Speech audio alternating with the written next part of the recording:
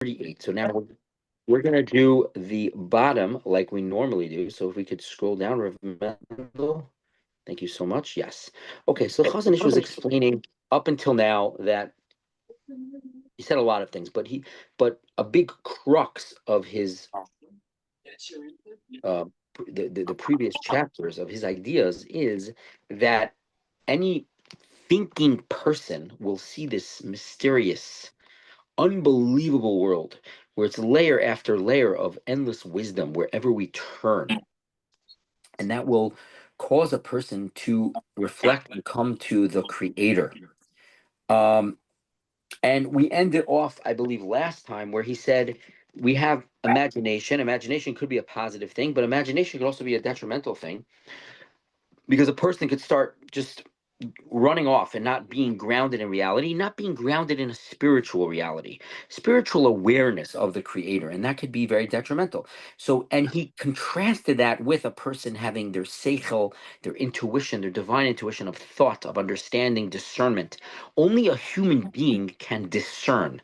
Only a human being writes massive textbooks, medical journals, right? Animals, even the smartest of animals, even Coco the monkey, right? The smart gorilla, rather, right? Smartest, right? Animal never wrote a poem, right? Never wrote a textbook. Correct me if I'm wrong. And a human being has this tremendous ability, this divine gift.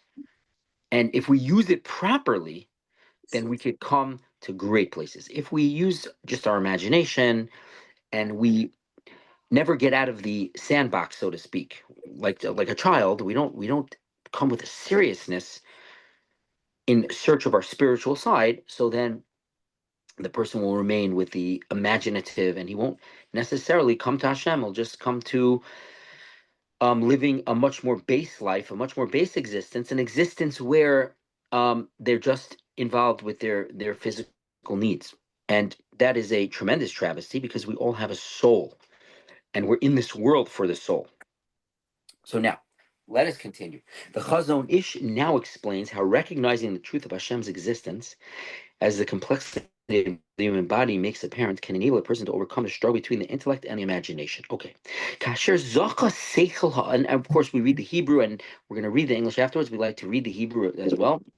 Hebrew is Lashon Kodesh, the holy tongue, and it's a special, very special language. Just to hear the words is a segula.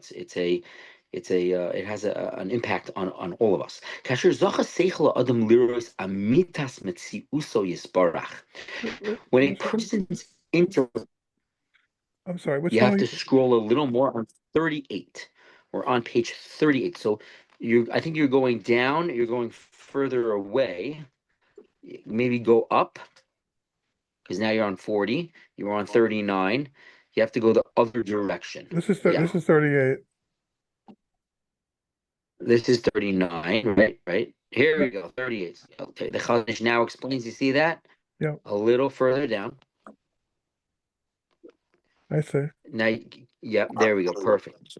Asher zacha seichel ha'adam liras amitas mitzius yisbarach. When a person's intellect has merited to recognize the truth of the existence of Hashem, blessed is He. So he says a very startling line. It's a very famous line in the Chozon Ish. He might write a similar idea in other places as well, but this is well known for people that study his works, the Chozon Ish's works. Again, the Chozon Ish was the great Torah giant, Torah leader that lived before and after the Holocaust, and his real name was Rav Avram Yeshaya Korelitz of blessed memory, Zecher Tzadik Levracha.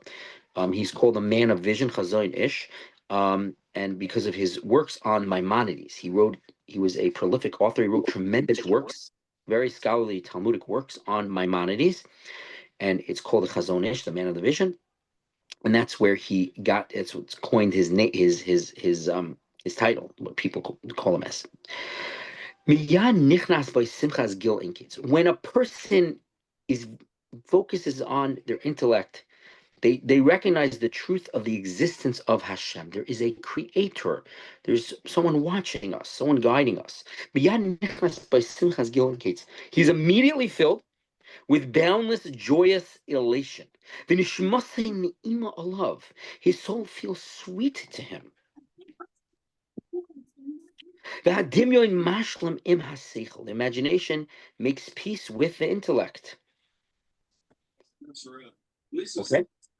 Lachazos b'noam Hashem, to observe the sweetness of Hashem. If a person focuses on the spiritual, they will be more spiritual oriented.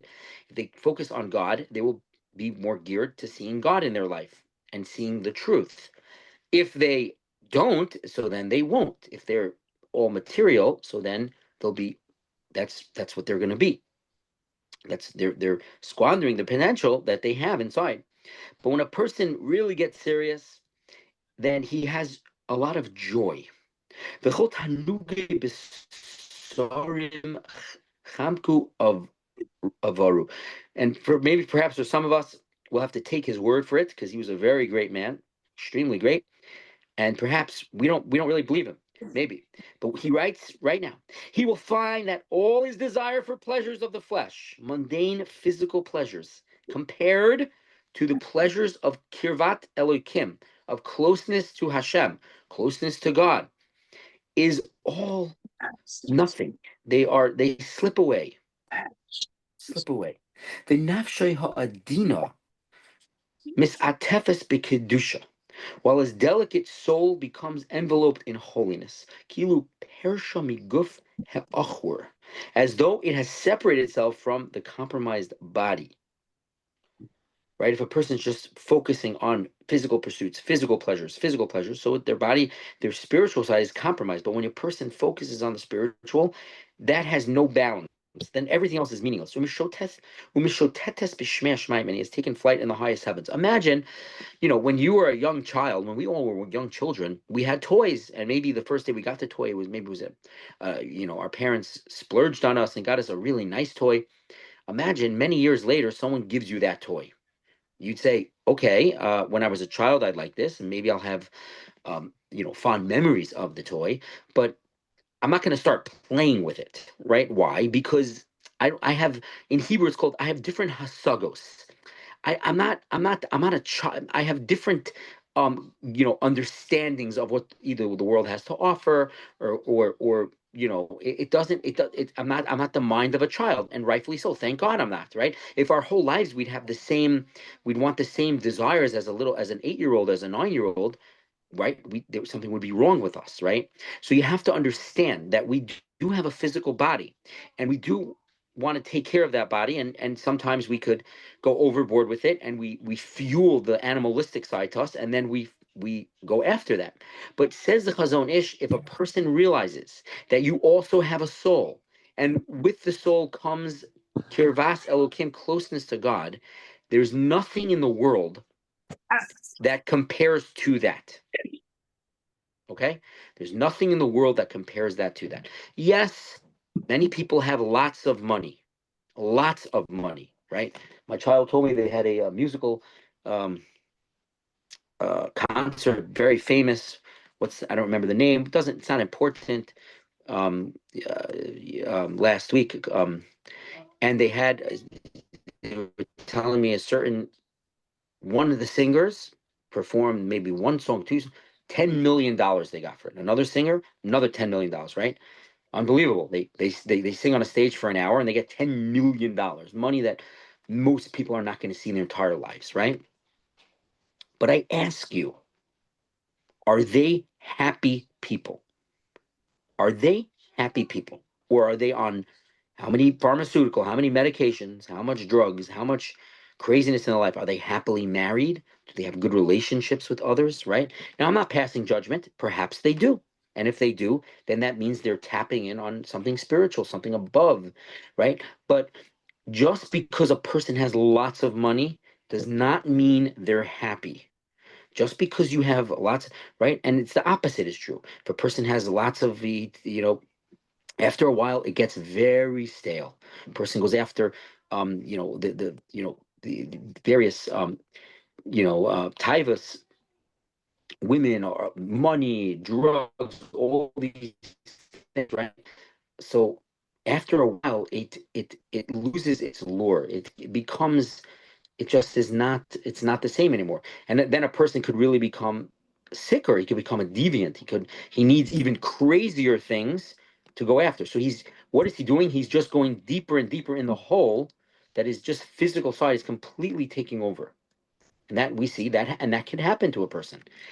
Says the Chozon Ish, but happiness comes from shlemus, completion. How are you complete? When your soul connects to God.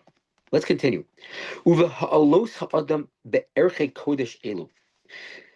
And when a person becomes elevated in these holy values, a new world becomes unveiled before him. If a person takes his spirituality seriously, he takes the Torah seriously, he takes Shabbat, he takes Shabbos seriously, he will enter a different world than he is currently in. He will enter a very spiritual world. He will have a place of refuge to go to. When during the week, it's not another day, it's a day of Me'ein Olam Haba, it's a little piece of the world to come, a place where I'm not involved in work for 6 days. I have a day where it's spiritual reflection, a day of cultivating my soul. That becomes a place of where a person that becomes a place. Hold on one second. I'm sorry.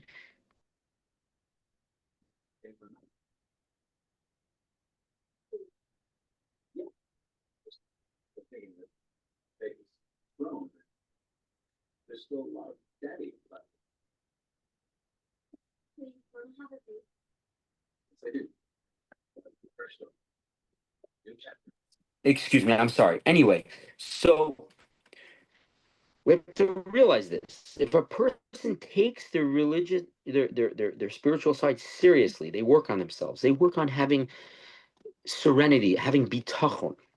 That's what this book is about. This book is bitachon, meaning feeling secure that there's divine providence in my life, and even if I don't see it, and I'm not going to see it because God's thoughts are not my thoughts. Loi machshavos like machshavos Elohim. God's thoughts are, because says Jeremiah, just like from heaven to earth, so too my thoughts compared to God, and that's just a mashal, an analogy. It's really much more than that. We can't keep up. We're not privy to that. It's for our benefit that we're not privy to it. We wouldn't have free will. But just to realize that things are playing out, God is running the world, there's things are happening, things are moving at a pace that God wills and desires. When God desires something, it happens. Nothing gets in his way. God doesn't need to consult with the doctors, right? A person, God forbid, a person could hear bad news about something. They should never give up because God is in control. They're not in control, right? World leaders seem to be in control. They're not. A day comes, God decides, and then like flicking up a piece on a chessboard. That's really what's happening. So says the Chozon Ish, when you are plugging into spirituality, it opens up a door for you and it leads you to happiness. It leads you to a place where you rise above everything, where everything in the world is really just a tool for you to connect to the Creator. Let's continue. For it is possible for a person, even in this physical world, Leos kemalach lirigoyim, to at times, he writes, for the average person, right? The Chozon Ish himself was an angel. He was a very high level, but he's writing for all of us. At times to be like an angel, to rise above. V'leihonos miziv hakodesh, and to delight in the glory of holiness. He's able to reach that. Next page. V'chol tanuge olam hazeh efes. When a person opens up the spiritual door in they connect with their soul to the Creator. All the pleasures of this world are like nothing. They really are like nothing. Neged oneg shel devikas ha'adam liyotzo yisbarach. Compared to the pleasure of the person's clinging to his blessed Creator. This doesn't just happen, of course, but it's available to all of us. If we focus, if the Torah is real to us, we could come to really great places. Hashem is with you. What does the Baal Shem Tov say? The Maimonides also writes this in More Nevuchim. The Baal Shem Tov says, King David writes in Psalms, a very famous psalm, that people, when they pray for Israel, they pray for protection. He says, "Hashem tzilcha al yad yaminacha." God is your shadow. So the Baal Shem Tov says, what does this mean? God is your shadow. Says the Baal Shem Tov says that if you're with Hashem, if you're thinking about the Creator, that He's taking care of you, that He's doing everything, that there's no other power in the world except for Him, and you're thinking about the Creator, then says the Baal Shem, just like a shadow, the Creator is with you. If you feel distance from the Creator, if you're angry at the Creator, if you're not coming to a sense of understanding that I don't understand things and that God is giving me endless kindness, my liver is working, my heart is pumping even every single second. I can see, I'm not blind, I can walk. There's so much endless kindness that God has given me, plentiful bounty of this world that I don't deserve. It's because of His endless kindness. Kila olam chasto, right? His kindness is forever, His kindness is eternal. So a person, says the Baal Shem Tov, then he's connected to Hashem. If he thinks negatively, so then that's how God acts like to you like a shadow. The way you act, that's how God acts towards you. It's a measure. It's a midah connected midah. It's a measure for measure. So it says the Chozon Ish, when a person connects to the Creator, it's this unbelievable euphoria. I don't know if that's the right word. It's a true happiness. I don't know if euphoria means a true happiness. I'm not sure, but it's euphoria. A person could reach a level of really connecting. Hakoach hatamir halazeh, this hidden capability, who echad mikochas hatamirim shenosan hayotzeh b'nishmas adam, is one of the hidden faculties the Creator implanted in a person's soul. Let's see 79 in the bottom, if we can scroll on the bottom to this note. The capability is hidden because although everyone has the potential to tap into this level of holiness, a person must make the effort to explore the exciting realm in which he can experience such all-consuming spiritual sorry, tongue twister, yeah, ecstasy. I'm not saying the word, I don't know why. And all physical pleasures pale in comparison. So let's go back on top. The koach zeh meid al kesher hagever hayotzer kol hayitzurim, and this capability attests to the bond between man and his Creator of all creations. The asher nivra la'avot as borei u'ledavka. But why did God give us this spiritual sense? Because it affirms that He was created to serve His Creator and to cling to Him. We're really supposed to cling to Hashem. Okay. Let's continue. Although throughout this work, the Chozen Ish discusses what a person of intellect and wisdom will be able to accomplish in different realms. In this section, he explores the relationship between personal character and intellect. Okay, so let's get a little more now.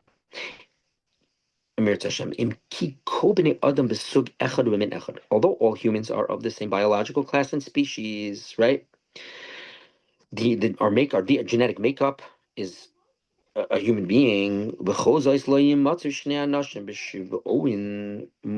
Nevertheless, no two people are exactly the same. The Talmud in Sanhedrin talks about this, the wonders of the Creator, that we're not all there's how many billions of people in the world, and says the Talmud, when a man makes a matbeh, when he makes a coin, so there's the inscription, there's the mold, and it's all the same. Says the Talmud, but God, when He molds man, we're defus, we're Selim Elokim, we're the image. God created us in the image of a divine image, right? We all look slightly different. The Talmud says that is fascinating. That's unbelievable. We're all human beings, but God made us slightly. We don't all look the same. Could look similar. We don't all look the same. We don't all have the same voices. Our voices are important, that they should be different, right? The Talmud says very important. Our voices should be distinct, because otherwise people would use it for wickedness. They would fool others if we all sounded the same. Let's continue. Right? They're not exactly the same. Kol ish hu yechidi ben ha'ishim. Very fascinating. Every person is an individual among all other people. Ein kishron sichlo dome lechavero. Similarly, the Talmud says, "Kishem shepartzifeim eno shavas kach da'ateim," right? The Talmud says, and I believe he's alluding to these things.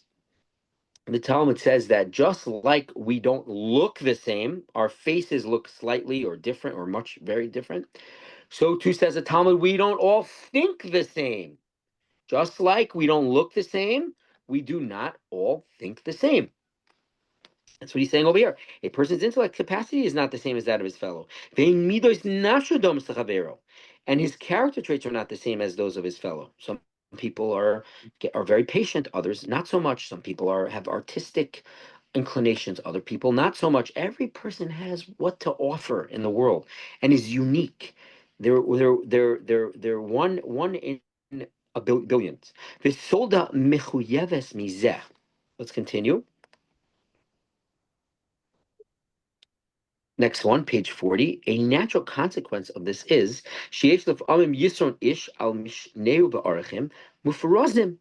that on occasion, one person has an extraordinary advantage over another in specific areas. And of course, we all understand this. Some people are born very gifted, extremely gifted, that others are not. Many others are not. And so where did that come from? That came from divine, that came from God. To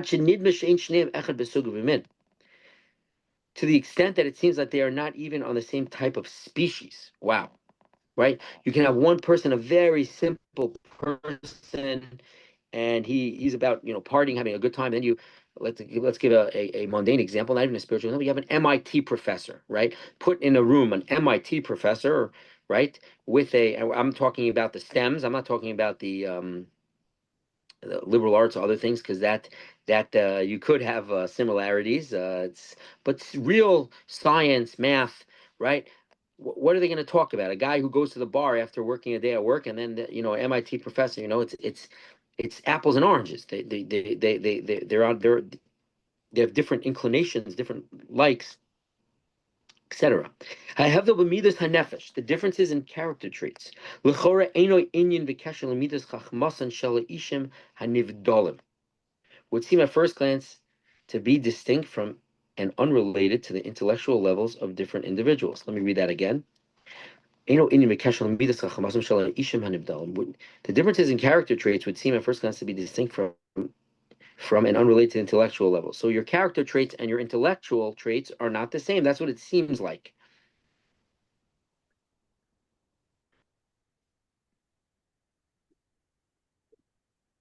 Right? One could posit such a thing. Your character traits and your level, your IQ, let's say, sure, not the same at all. Of course, you could have very wicked people. Yeah, the one of the bombers. He was a brilliant man. He was a man. He was a very wicked person. He murdered people with his making bombs. Kaczynski, whatever his name is, whatever. Um, right? They don't necessarily go hand in hand. But let's see what the Chozon Ish has to say. He has what to say over here. Ki l'chachma, because we might think that in order to attain wisdom, and by the way, we're learning L'zecher Nishmas Bitzalo ben Shmuel, our dear acquaintance and friend, fellow congregant, Mr. Goldberg. His memory should be for a blessing. Tzarech kishur hachachma, one needs only intellectual capacity. Seichel tov, again. So corrupt character traits seemingly don't diminish your intellectual levels. Seemingly, right?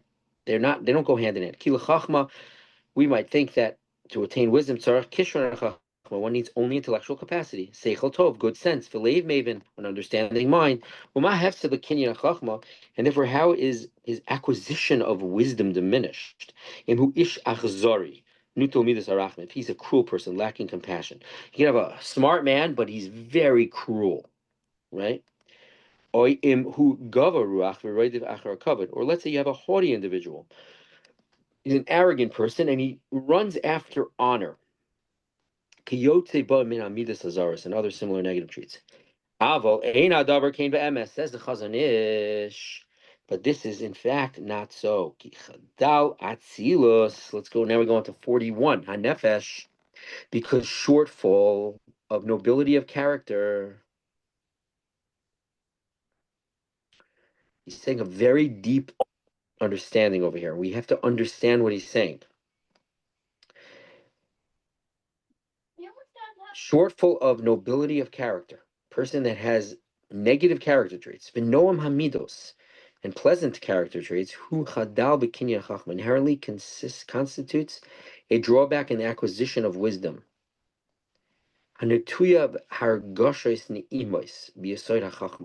Because pleasant emotions are inherently implanted into the very foundation of wisdom. I.e., interacting pleasantly is intrinsic to wisdom, not a separate virtue that a person who has acquired wisdom may or may not acquire.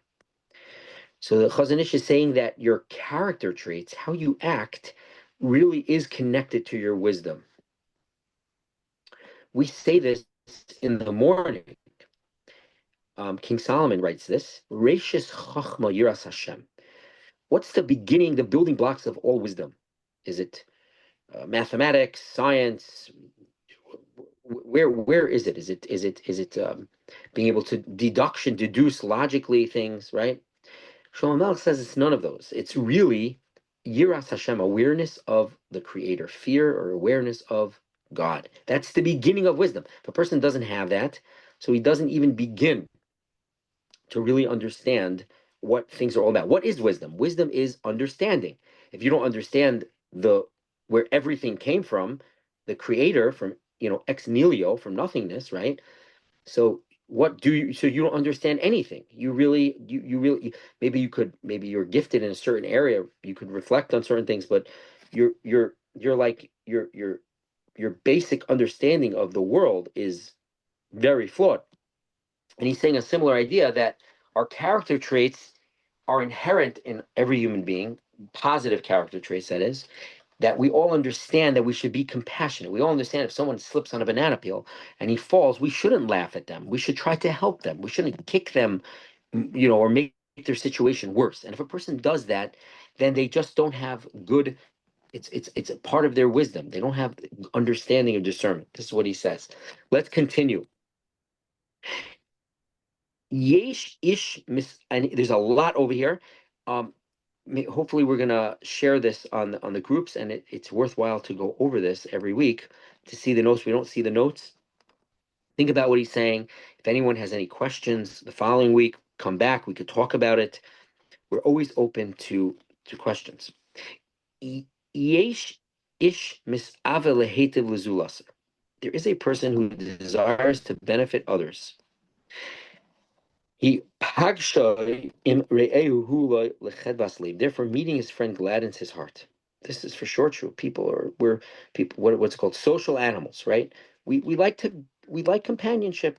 If we didn't have companionship, we would, I don't know, go crazy. We wouldn't be, you know, um, healthy human beings. To be a healthy human being is to desire helping others, giving others.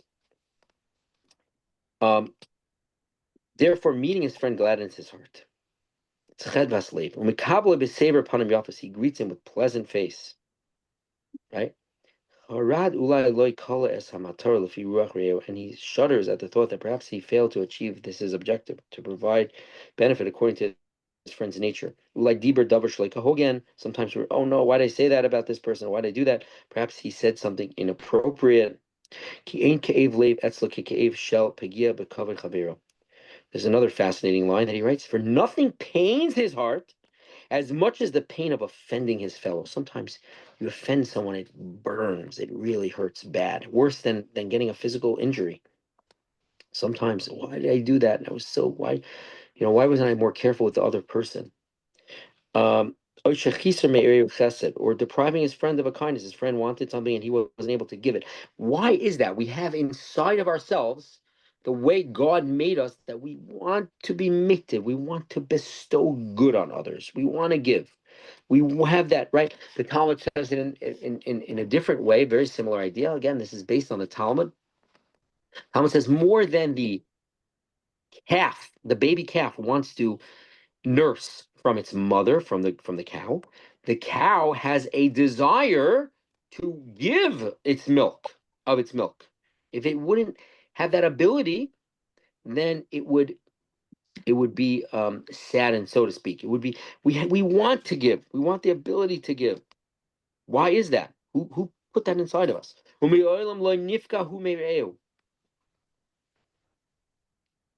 Sometimes a person can be in such a relationship with another that he's never fully offended by his friend. He lets things slide. There's a verse in Mishlei, right? A person you love, the lover of someone else, he hides his faults. If we always focus on another person's faults, we have to ask ourselves, but I love this person. Why am I focusing on their negative thoughts, their negative traits, rather, right? If we're always focusing on the negative, that's a sign that, like, what a person that loves another person, he hides it. He sort of um push it looks the other way, he turns a blind eye because of the love that he has for him. And that's something healthy. A relative, a child, we're supposed to see the and have endless love for them, and be what's called in Hebrew dan l'kaf zechus. We should judge others favorably always. He never feels offended by his friend. Ki libo, for his heart, hamalia ava, which is full of love. Do we have the next page?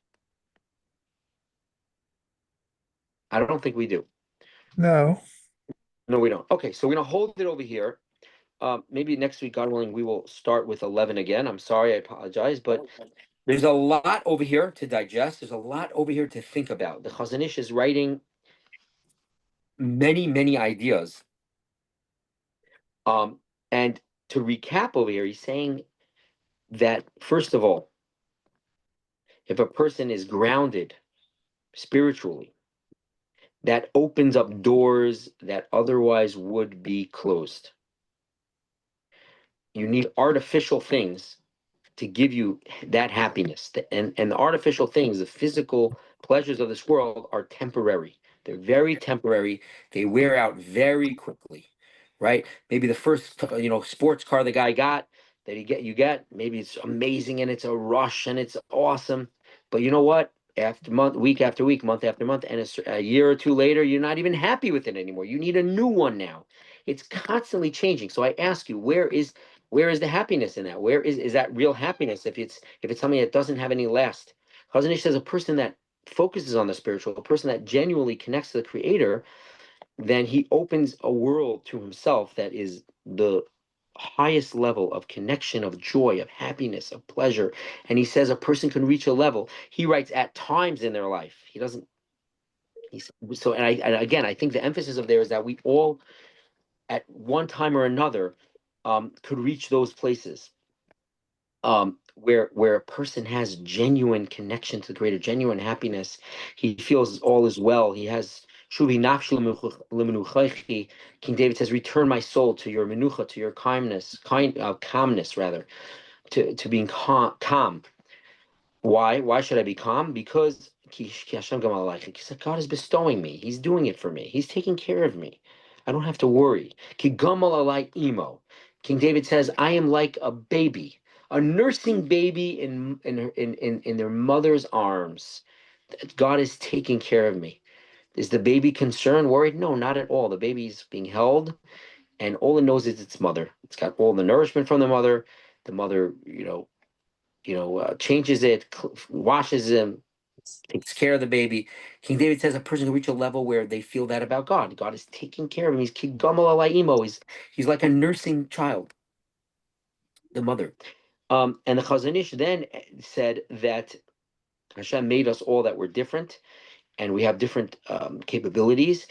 But we have to realize that true wisdom is in action. It's not only in um having knowledge. Otherwise, that's like a chamor no seis farm. It's like putting on a donkey, loading it up with books, or just the person could spew out information. He might have a high IQ, but is he living with the wisdom? Is it changing him for the better? That's what real wisdom is. Okay, let's hold it over here. It's a very deep work. And like I said in the beginning, when we first started, the Chozon Ish is getting us to a place. He's taking us somewhere, and he is able to explain it so well because he was someone that personified all this. He lived this. He lived a very deep spiritual life. His material possessions were very meager, very meek, even for his days in the 40s and 50s.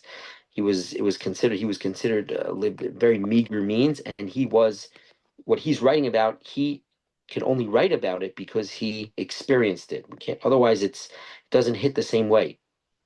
But he's saying we all could get there. All right. I wish everyone a good Shabbos. Good Shabbos.